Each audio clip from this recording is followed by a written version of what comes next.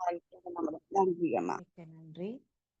வாழ்க வையகம், வாழ்க வையகம், வாழ்க வையகம், வாழ்க வளமுடன். அருட்தந்தை அவர்கள் சுகமமாக நிறைந்து இந்த சிந்தனையை வழிநடத்தி தருவாராக. மிக சிறப்பாக நமக்கு வரவேற்பு நிகழ்த்திய சுகந்தி அம்மா அவர்களுக்கும், வாழ்க்கை தவத்தை நடத்திய மகரிஷியின் குரலில் நாம் கேட்டு மகிழ்ந்தோம். வாழ்த்துறை நல்கிய மகளேஷ் ஐயா அவர்களுக்கும், ஒருங்கிணைத்துக் கொண்டிருக்கும் ரஞ்சனி சுகந்தன் அம்மா அவர்களுக்கும், இங்கே வருகை புரிந்திருக்கும் அனைத்து சான்றோர் பெருமக்களுக்கும், ஸ்கை நார்வே டென்மார்க் மனவிலக்கலை மன்றத்திற்கும் மனமார்ந்த நன்றிகளையும் பணிவான வணக்கங்களையும் வாழ்க வளமுடன் என்ற வாழ்த்துக்களையும் கூறிக்கொண்டு சிந்தனை தலைப்புக்குள்ள போலாம். கடந்து செல்லுங்கள், கடந்து செல்லுங்கள் அப்படின்னு ஒரு தலைப்பு கொடுத்துருக்காங்க. எதை கடந்து போகணும் அப்படின்னா, நம்ம எதுலயும் தேக்கமா இருக்கக்கூடாது, அதை மூவ் ஆன் பண்ணிட்டு போய்கிட்டே இருக்கணும் அப்படிங்கிறது தான். நம்முடைய விருப்பங்களாலும் வெறுப்புகளாலும் தான் நாம ஆளப்படுறோம். அதை திருப்தி செய்தே ஆக வேண்டிய நிலைக்கு நாம தள்ளப்பட்டிருக்கோம். என் விருப்பத்தை பூர்த்தி செய், நான் விரும்பியதை துரத்தி செல், அவற்றை கைப்பற்று அப்படின்னு நம்மளுடைய பிடரியை பிடித்து உந்துகிறது ஆசை.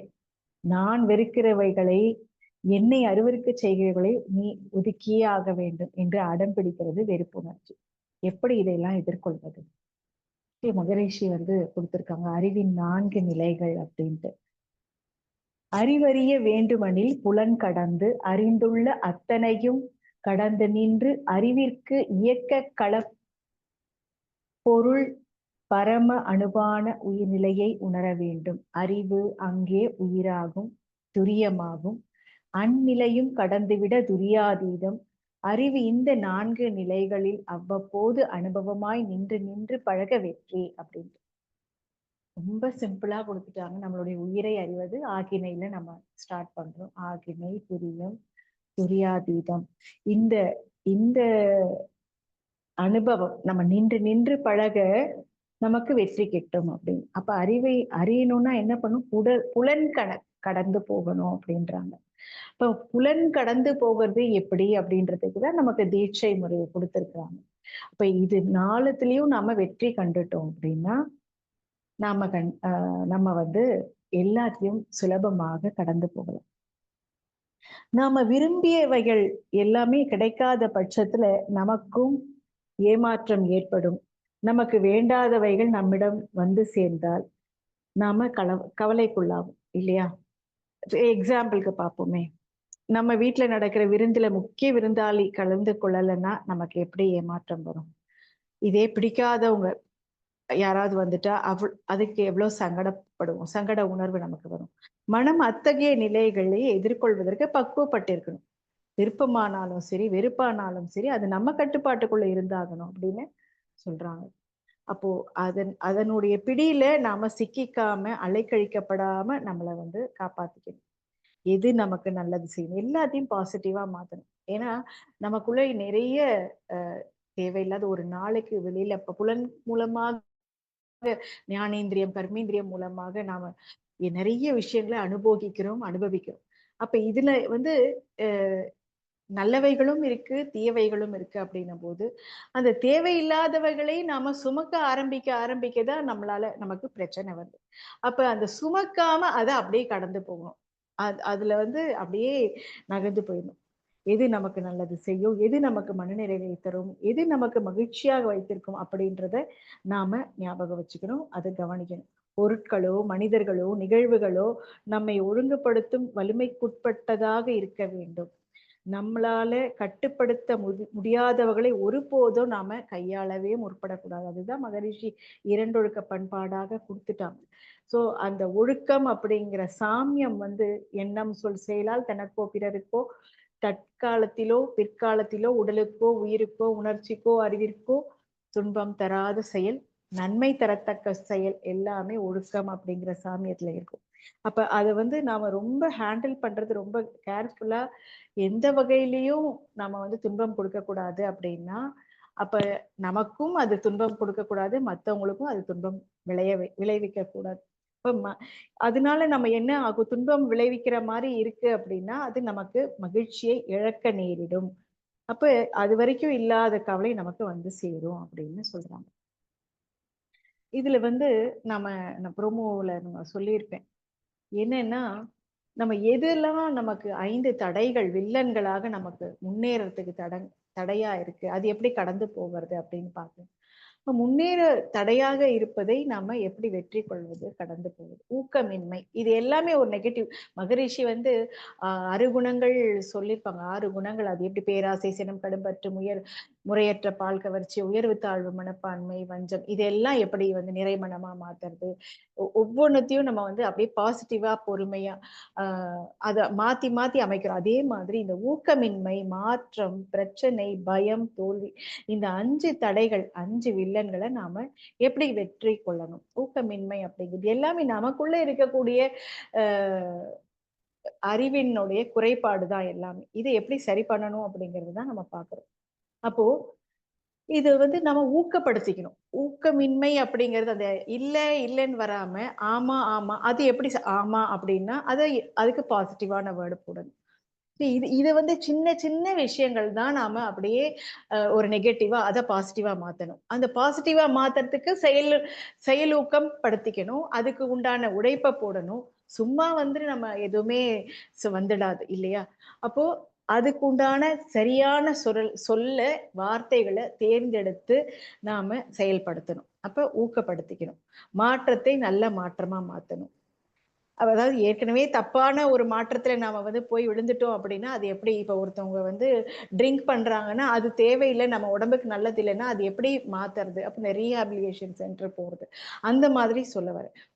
இப்ப நாம நம்மகிட்ட இருக்க குடும்பத்துல வந்து எனக்கு கோபம் வருது. அப்ப கோபம் வராம இருக்கணும்னா, பொறுமைய கையாளணும் அப்படிங்கிற ஒரு நல்ல மாற்றத்த கடைபிடிக்கணும். இந்த மாதிரி தான் பிரச்சனைகள் அப்படி வருதுன்னா, அந்த பிரச்சனைக்கு தீர்வ இப்ப கூட கூட கூட வாதிடுவது, கூட கூட ஏதாவது பதிலுக்கு பதில் அவங்க ஒண்ணு செஞ்சாங்கன்னா, நானும் ஏட்டிக்கு போட்டியா செய்யறது. இந்த மாதிரி இல்லாம, அந்த பிரச்சனைய எப்படி தீர்க்கணும்? அப்படிங்கிறத சிந்திக்கணும்.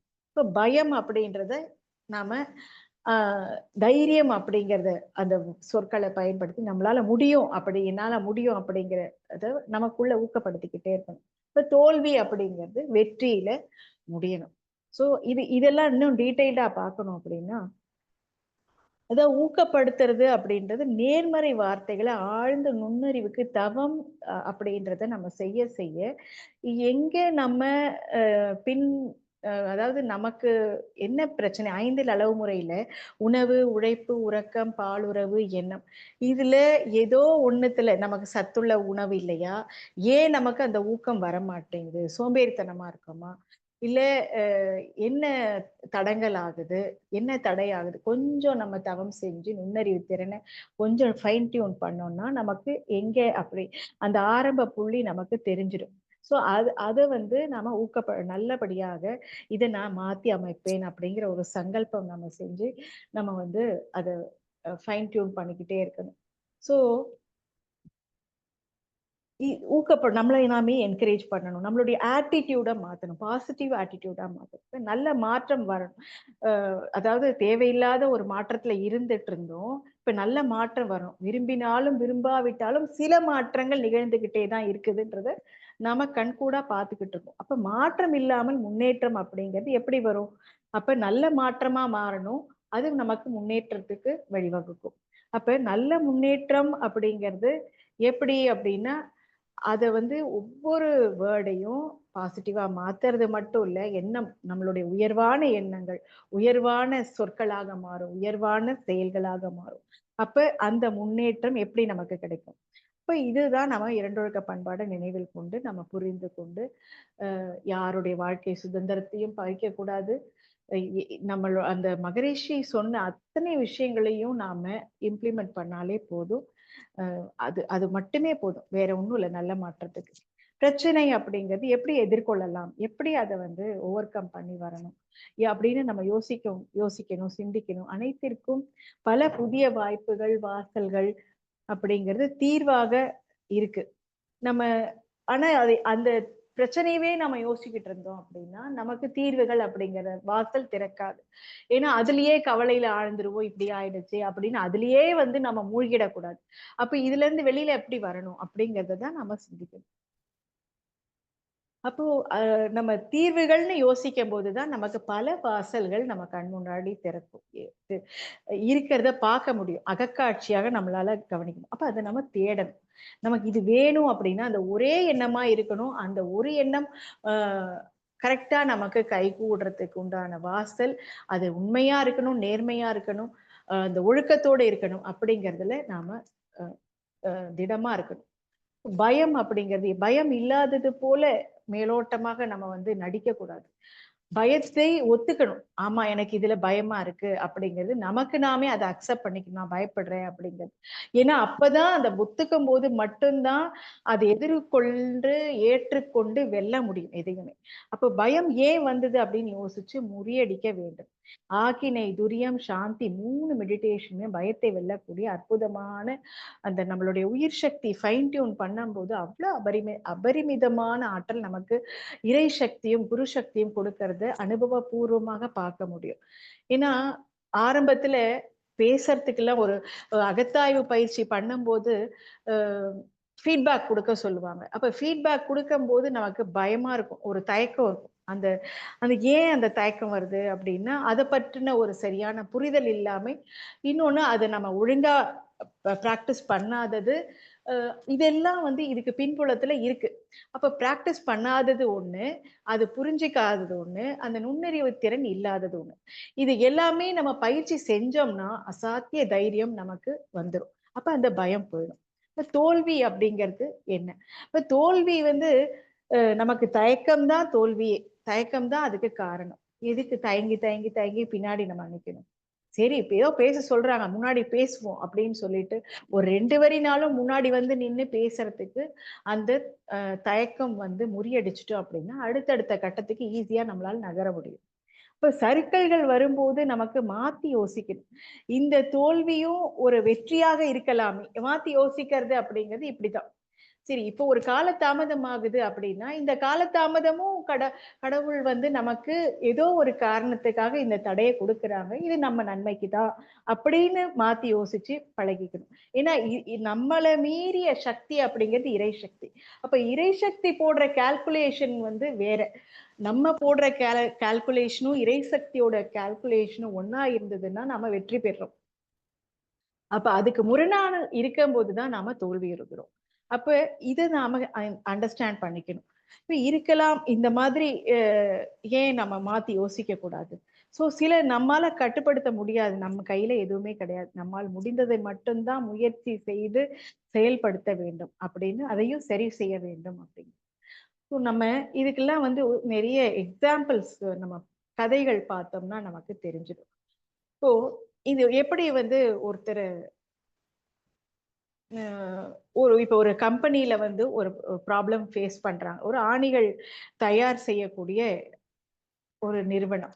அந்த நிறுவனத்துல வந்து அ அனுபவம் இல்லாத நிறுவனர். என்னன்னா, அவங்க அப்பா வந்து மறையறதுக்கு முன்னாடி பையன்கிட்ட ஒப்படைச்சுட்டு போயிட்டாங்க. அந்த கம்பெனில ஒரு 3 இன்ச் ஆணி அடிக்கிறதுக்கு ஆர்டர் குடுத்துருக்காங்க. அது ரொம்ப காம்படிஷன்ல அந்த ஆர்டர வாங்கியிருந்தாங்க. பட் இவங்க செஞ்சது என்னன்னா 2 இன்ச் ஆணி. அப்ப இந்த 2 இன்ச் ஆணிய வந்து எல்லாம் முடியிற டெலிவரி ஸ்டேஜ் இன்னும் 2 மணி நேரம் தான் இருக்கு டெலிவரி பண்றதுக்கு. இது எவ்ளோ ஒரு காம்படிஷன்ல இந்த ஆர்டர வாங்கி இத செயல்படுத்தியிருக்கோம் அப்படிங்கிறது அந்த நிறுவனருக்கு தெரியும். ஆனா இப்படி ஒரு சூழ்நிலை வந்துருச்சு. முடிக்கிற ஸ்டேஜ்ல 2 இன்ச் ஆணி தான் கம்ப்ளீட்டா அந்த ஆர்டர ஃபுல்ஃபில் பண்ணி முடிச்சிருக்காங்க.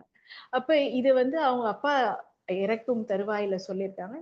உனக்கு என்ன பிரச்சனைனாலும், ஏதாவது அ அ அ சிக்கல், துன்பம் வந்தாலும், இந்த ஆரம்பத்தில இருந்து இந்த நிறுவனம் வந்த டே 1ல இருந்து என் கூட பயணிச்ச ஒருத்தர் இருக்காங்க. அவங்க கிட்ட படிப்பு இல்லைனாலும் அனுபவம் இருக்கு. அதை ஆராய்ந்து நுண்ணறிவோட அவங்க பார்க்கக்கூடிய அளவுக்கு திறமை இருக்கு. நீ அவங்க கிட்ட எதுனாலும் கன்சல்ட் பண்ணிக்கோப்பா அப்படின்னு சொல்லிட்டு அவங்க போய் சேர்ந்துட்டாங்க. ஸோ அப்ப அந்த ஆலோசனை கேட்கறதுக்காக இப்ப அந்த பையன் வந்து அவர்கிட்ட கேட்கறாங்க, இந்த மாதிரி ஆயிடுச்சு, தப்பு நடந்துருச்சு, இப்ப என்ன பண்றது அப்படின்னு சொல்லி கேட்கும்போது அவர் வந்து ஓகே, இது பெரிய தப்பு தான். இது வந்து நம்ம இனி டைம் நம்ம வேஸ்ட் பண்ணாம இதை நம்ம இந்த சுச்சுவேஷனை ஃபேஸ் பண்ணி தான் ஆகணும் அப்படின்னும் போது இதை வந்து இனிமே நம்ம ஒன்றும் பண்ண முடியாதுங்கிற சுச்சுவேஷன்ல நம்ம இதை வந்து நேரடியா ஆர்டர் யார் கொடுத்தாங்களோ அவங்க கிட்ட நேரடியா இந்த 2 இன்ச் ஆணியும் எடுத்துட்டு போலாம் சாம்பிளுக்கு. இதை எடுத்துட்டு போய் நம்ம நேரம் நல்லா இருந்ததுன்னா ஒருவேளை அந்த 2 இன்ச் ஆணி அவங்களுக்கு தேவைப்படலாம். அதனால நம்ம இதையும் கையோட கொஞ்சம் எடுத்துட்டு போவோம் அப்படின்னு சொல்லிட்டு போய் நேரடியா அவங்க கன்சல்ட் பண்றாங்க. கேட்ட உடனே அவர் அனுபவம் நிறைந்த நிறுவனர். அதனால இவங்களோட சிச்சுவேஷன் எல்லாம் புரிஞ்சிடுச்சு. சரி, சின்ன பையன் புதுசா செய்யும்போது சில தப்பெல்லாம் வரும் அப்படிங்கிறது அவருக்கு புரிஞ்சிடுச்சு. அவரே ஒரு 4, 5 பேருக்கு கேட்கிறாரு. கேட்ட உடனே அதுல ஒருத்தர் வந்து எனக்கு 2 இன்ச் ஆணி தேவைப்படுது அப்படின்னு சொல்றாங்க. அடுத்தது இந்த அந்த அந்த 2 இன்ச் ஆணியும் விற்பனை ஆகிடுச்சு. இப்ப இந்த 3 இன்ச் ஆணி இப்ப திரும்ப ஆர்டர் செய்யறதுக்கு அவர்கிட்ட வாங்கணும் இல்லையா ஆர்டரு. சரி, கால அவகாசம் எனக்கு ஒரு 10 நாள் கொடுங்க அப்படின்னு, இதை செய்யறதுக்கு 10 நாள் கொடுங்க அப்படின்னு சொல்லி ரெக்வஸ்ட் பண்ணி கேட்டுக்கிட்டு அடுத்து அந்த 10 நாள் அப்படிங்கிறத வந்து 1 வீக்லயே ரொம்ப ஹார்ட் ஒர்க் போட்டு டே அண்ட் நைட் ஒர்க் பண்ணி அதை அவங்களுக்கு நல்ல விதமா கொடுத்து அவங்களுடைய நற்பெயரையும் நன்மதிப்பையும் வாங்கிடுறாங்க. ஸோ ஒரு பிரச்சனை அப்படின்னா அதை வந்து அக்செப்ட் பண்ணிக்கிறதுக்கு நம்ம மனசு வந்து முதல்ல தைரியமா திடப்படுத்திக்கணும். இங்க ஒண்ணு பிரச்சனை இருக்கு, இதுக்கு நாம தான் காரணம் அப்படிங்கிறது அதை முதல்ல ஏற்றுக்கொள்ளும் தன்மையும் திறமும் நம்ம கிட்ட இருந்தாச்சுன்னா கண்டிப்பாக அதை கடந்து விட முடியும். ஸோ இந்த மாதிரி நிறைய நம்ம பார்க்கலாம். இந்த இந்த பிரச்சனை சால்வ் ஆயிடுச்சு. இதே மாதிரி ஒன் செகண்ட்,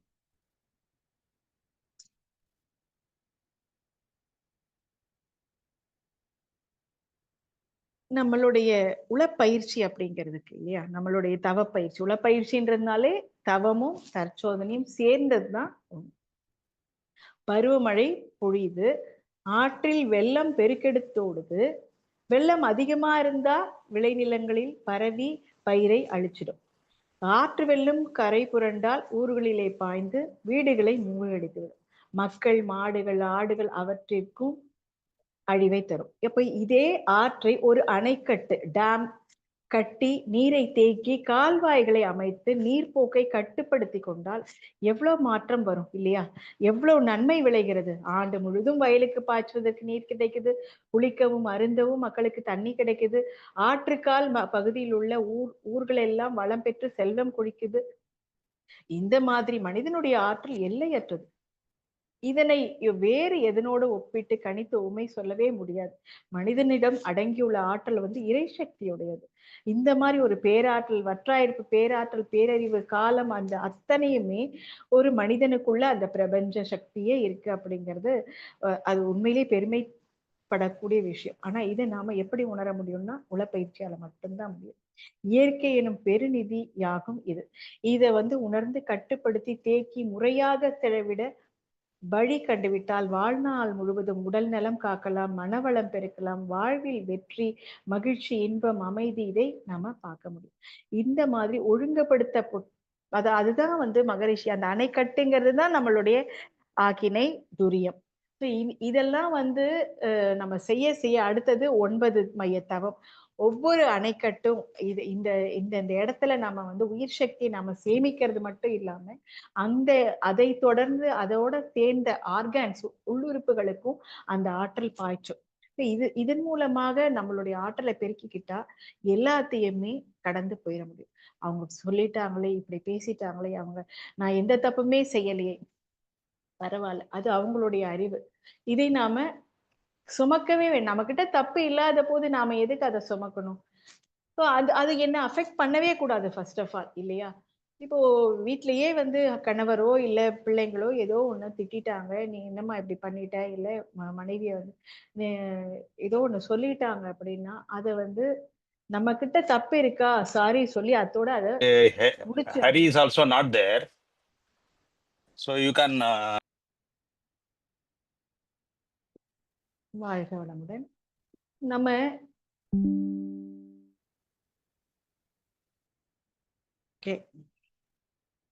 எந்த இந்த ஆர்கான்ஸ் எல்லாம் நம்ம வந்து ஒவ்வொரு இடத்துலயும் ஆற்றலை பாய்ச்சி நம்மள சரி செய்யக்கூடிய வல்லமை நமக்கு இருக்கு. இந்த 9 மைய தவம், துரியாதீத தவம் எல்லாமே 9 மையத்துல வந்து துரியாதீதமும் சேர்ந்து கனெக்ட் ஆகி இருக்கும்.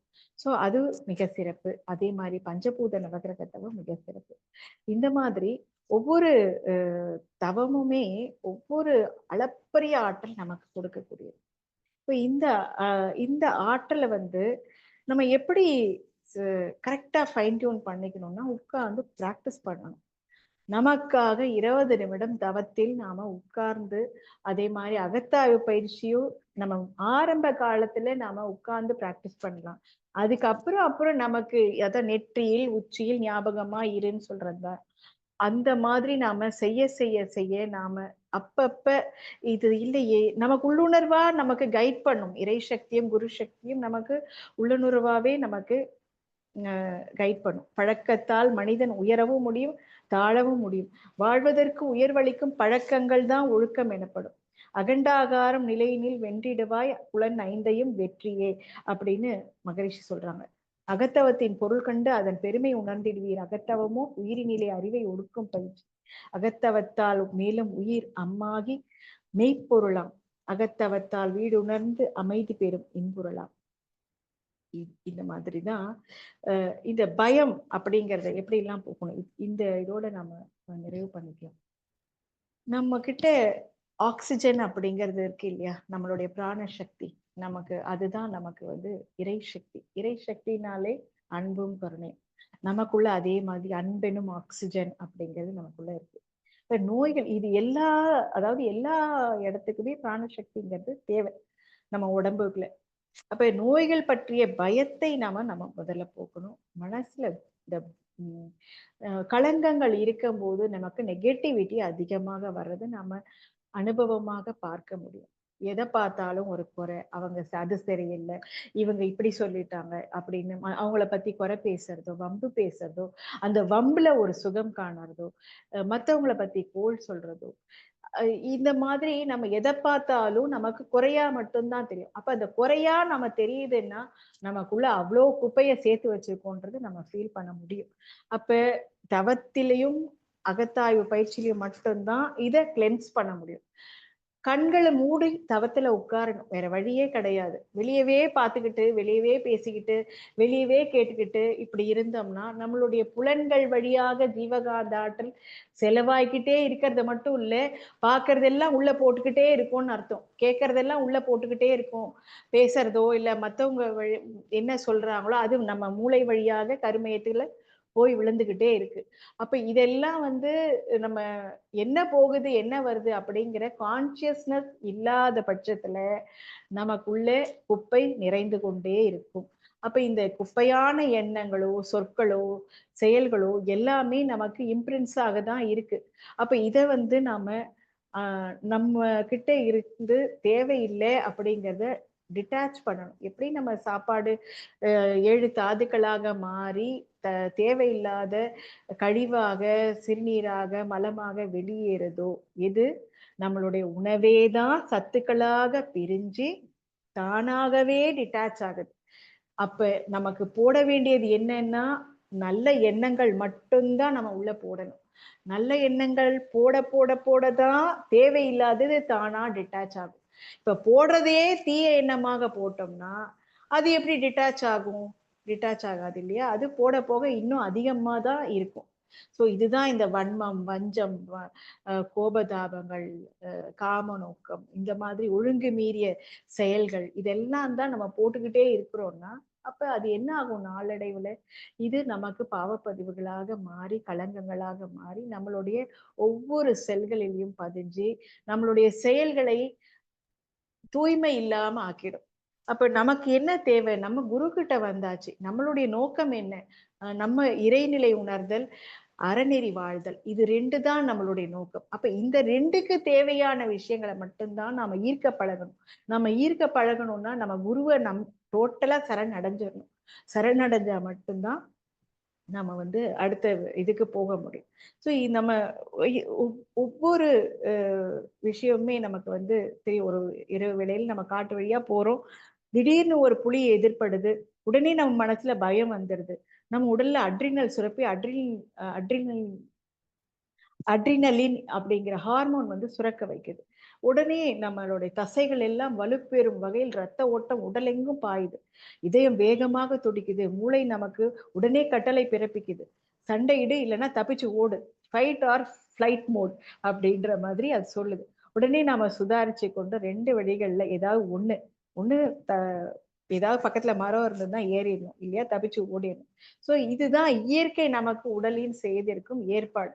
ஸோ ஒவ்வொன்னுத்துக்குமே அந்த மாரி ஏற்பாடு கண்டிப்பா எல்லாருக்குமே இருக்கும். இந்த இந்த அச்ச உணர்வு தேவையின்றி எழுதாலும், ஒரு கற்பனையாக வந்தாலும் கூட, உடல்லே உடனே வந்து இந்த அட்ரினல் சுரக்கும். அப்ப இதனுடைய தொடர்ச்சியாக தான் நம்மளுடைய நோய் எதிர்ப்பு ஆற்றல் இம்யூன் சிஸ்டமும் முழுமையாக முடக்கப்படுது. சிந்திக்கும் திறன் குறைந்து போகுது. இதனால என்ன ஆகுது? நோய் நமக்கு ஈஸியா அட்டாக் ஆயிடுது. அப்ப இது மாதிரி இல்லாம நம்ம பயத்தினால சொல்ல வரேன். இப்போ தைரியம் வந்துருச்சுன்னா, இத ஓவர் கம் பண்ணி நம்ம வெளில வந்து போயிடுவோம். ஒரு நேரம் நம்ம வந்து பயமே இந்த நோயை பற்றியது என்றால், சந்தேகமே வேண்டாம். இது நிச்சயம் நம்மை தாக்கும் அப்படின்னு. அப்ப இதுல இருந்து காத்து கொள்ளணும்னா தைரியம் மட்டும்தான். பொதுவாக கிராமத்துல இருக்கிறவங்க எந்த நோயை பற்றிய தகவல்கள் இத கடக்கறதுக்கு உண்டான விஷயங்களுக்கு நாம ஹாப்பி ஹார்மோன்ஸோ இல்ல மத்த நமக்குள்ள ஏகப்பட்ட ஹார்மோன்ஸ் இருக்குது. எல்லாமே ரசாயனமாக மாறுது. நம்மளுடைய ஒவ்வொரு எண்ணமும் ரசாயனமா மாறுது அப்படின்னா அது தெரியுமா தெரியாதான்னு தெரியல. ஏன்னா தத்தாஸ்து தத்தாஸ்துன்னு சொல்லுவாங்க. நமக்கு பின்னாடி நம்ம என்னென்ன நினைக்கிறோமோ அப்பப்பவே அந்தந்த வினாடி அந்தந்த க்ஷணத்துல அப்படியே ஆகட்டும் அப்படியே ஆகட்டும் அப்படியே ஆகட்டும் அப்படின்னு நமக்கு பின்னாடியில இருந்து ஒரு ஏஞ்சலோ இல்ல அது ஒரு எனர்ஜியோ அது சொல்லிக்கிட்டே இருக்கும். அப்ப இந்த எனர்ஜி வந்து நமக்கு பின்னாடியில இருந்து சொல்லுதுன்னா நம்ம என்ன நினைக்கிறோம்? ஐயோ! எனக்கு இது செய்ய முடியாதா? எனக்கு இது வந்துருச்சா? எனக்கு தலைவலி வந்துருச்சா? இப்படிலாம் நினைச்சோம் அப்படின்னா, அதுக்கும் அப்படியே தான் அப்படியே ஆகட்டும். உனக்கு அது தலைவலி வேணுமா? அப்படியே ஆகட்டும். உனக்கு ஹெல்த்தியான உடல் நலம் வேணுமா? அப்படியே ஆகட்டும். ஸோ நம்ம நினைக்கிறத அது கன்வெர்ட் ஆயி பண்ணிக்கிட்டே இருக்கு. ஸோ யார் எது சொன்னாலும், நாம வந்து நல்லா இருக்கணும் அப்படின்னா, நம்ம மனசையும், உடலையும் சுத்தமாக வச்சுக்கணும் அப்படிங்கிறதுல நம்ம வந்து ரொம்ப ஸ்டெடியா, ஸ்ட்ராங்கா, மன வலிமையோட, மனோசக்தியோட இருக்கணும். இத வந்து யார்கிட்டயும் நம்மளுடைய ரிமோட்ட வந்து யார்கிட்டயுமே குடுத்துறக்கூடாது. நம்மளுடைய புலன்கள் கிட்ட குடுத்துறவே கூடாது. ஸோ நம்மளுடைய உடற்பயிற்சி மூலமா மட்டும் தான் நம்மளுடைய ரிமோட் கண்ட்ரோல் நம்மகிட்ட கைவசம் நாம வச்சிருக்க முடியும். ஸோ நம்ம புலன்கள் வந்து நம்மள ஆளக்கூடாது. நம்மளுடைய அறிவு தான் புலன்களை ஆள வேண்டும். ஸோ அந்த வகையில நாம அ ரொம்ப கேர்ஃபுல்லா இருந்து இந்த எல்லா சூழ்நிலைகளையும் நம்ம கடக்கறதுக்கு முயற்சிக்கணும். எதையும் சுமக்க வேண்டாம். அப்பப்பவே டிராப் அவுட் பண்ணிட்டு போய்க்கிட்டே இருக்கணும். அவங்க சொன்னாங்களா, போ அவங்களுடைய அறிவு அவ்வளவுதான். போய்க்கிட்டே இருப்போம். நம்மகிட்ட தப்பு இருந்தா அத அக்செப்ட் பண்ணிட்டு, ஆமா சரி, சாரி அவ்வளவுதான். முடிஞ்சு போச்சு. இதுக்கு மேல நம்ம வந்து எதை யோசிக்கணும்? ஏதாவது தேவை இருந்ததா? தேவையா? அப்படின்றத கொஞ்சம் நம்ம யோசிச்சு பார்த்துட்டோம்னா, எல்லாமே வந்து கடந்து போகும். கிளவுட்ஸ் மாரி தான். மேகங்கள் எப்படி கடந்து போய்க்கிட்டே இருக்கு. நதி எப்படி கடந்து போய்க்கிட்டே இருக்கு. ஸோ அந்த மாதிரி நம்மளும் அத கடந்து போய்க்கிட்டே இருக்கணும். வாழ்க்கை ஒரு நதி மாரிதான். அது ஓடிக்கொண்டிருக்கும். ஆசை, வெறுப்பு என்கிற கரைகள் நடுவுல தான். கரை இல்லாமல் நதி இல்லை. ஆனா ஓடுவது நதியோட இயல்பு. அது கரைகளின் மீது அன்பு கொண்டு நின்றுவிட முடியாது. எதுக்குமே தேக்கம் ஊறாம உயர உயர பறந்தாலும் ஊர்க்குருவி பருந்தாகாது அப்படிங்கிறது நாட்டுப்புற சொலவடை. வீண் பகட்டும் ஆடம்பரமும் கூடாது அப்படின்னு நமக்கு வந்து நம்மளுடைய மனவளக்கலை பயிற்சியை கத்துக் கொடுக்குது. அளவுக்கு மீறினால் அமிர்தமும் நன்று. போதும் என்கிற மனமே பொன் செய்யும் மருந்து. இருப்பதை விட்டு பறப்பதற்கு ஆசைப்படாது. விரலுக்கேற்ற வீக்கம் அப்படின்லாம் சொல்லுவாங்க.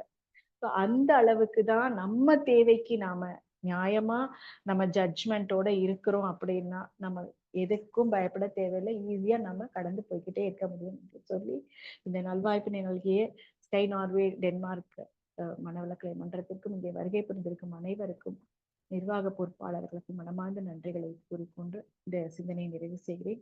அனைவரும் ஒரு பேராற்றல் கருணையினால் உடல் நலம், நீளாயுள், நிறை செல்வம், உயர்த்துகள், மெய்ஞானம் ஓங்கி வாழ்க வளமுடன், வாழ்க வளமுடன், வாழ்க வளம். எப்பவுமே நம்ம லைஃப்ல வந்து ஸ்மூத்தா செயல் பண்ண முடியாது. வாழ்க்கையில அப்ஸ் அண்ட் டவுன்ஸ் இருக்கும் அப்படிங்கறத நாம அக்செப்ட் பண்ணி தான் ஆகணும். ஸோ அந்த வகையில சில விஷயத்த அப்படியே ஹேண்டில் பண்ணிட்டு கடந்து போய்கிட்டு இருக்கணும். தயங்கக்கூடாது. வாழ்க வளமுடன். நன்றிங்க ஐயா.